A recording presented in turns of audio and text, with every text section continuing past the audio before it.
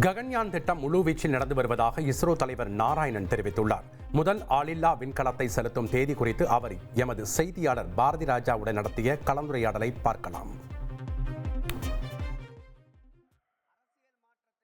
PSLV N1 தனியார் rocket அந்த project எந்த லெவல்ல இருக்கு? எப்போ சார் அந்த திட்டம்? அது இந்த ஃபைனான்ஸ் இயருக்கு முன்னாடி அனுப்பப்படும். ககன்யான் ஆக்சுவலா டிசம்பர்ல ஷெட்யூல் பண்ணப்பட்டிருந்தது. இல்ல, ககன்யான் 2027 ஆட்கள் அனுப்புறோம். அதுக்கு முன்னுக்கு 3 ஆள் இல்லாம 3 இது அனுப்பணும். அதுக்காக டிசம்பர்ல அனுப்புறதா இருந்தது. அதுக்காக ஒர்க் பண்ணிட்டு இருக்கோம். டேட் என்ன டிசைட் பண்ணல. One final question sir, LVM M6 ப்ளூபர்ட் எப்போ சரியா? அது டேட் இன்னும் ஃபைனலைஸ் பண்ணல. அதுக்காக ஒர்க் பண்ணிட்டு.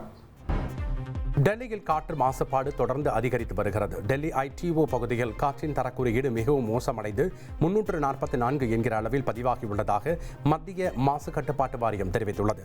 ஆனந்த் விஹார் பகுதியில் நச்சு புகை மூட்டம் சூழ்ந்துள்ளது. இதேபோல் இந்தியா கேட், கடமைப்பாதை, காசிப்பூர், மண்டி உள்ளிட்ட பகுதிகளிலும் காற்றின் தரம் கடுமையாக பாதிக்கப்பட்டுள்ளது.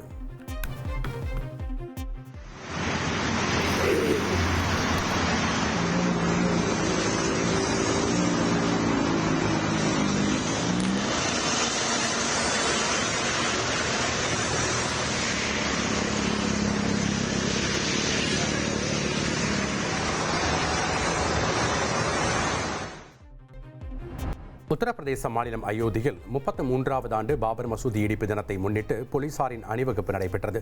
அயோத்தியின் முக்கிய வீதிகளில் போலீசார் பாதுகாப்பு தீவிரப்படுத்தப்பட்டுள்ள நிலையில் துப்பாக்கி ஏந்திய போலீசார் பேரணி சென்றனர். நகரில் பாதுகாப்பை உறுதி செய்வதை வலியுறுத்தியும் அமைதியை நிலைநாட்டவும் போலீசாரின் பேரணி நடைபெற்றதாக போலீசார் தெரிவித்தனர். இனி செல்லும் இடமெல்லாம் செய்தி. தந்தி டிவியின் வாட்ஸ்அப் சேனலை ஃபாலோ பண்ணினா செல்லருக்கும் இடமெல்லாம் செய்தி. இதோ QR கோட் இப்பவே ஸ்கேன் பண்ணுங்க, ஃபாலோ பண்ணுங்க.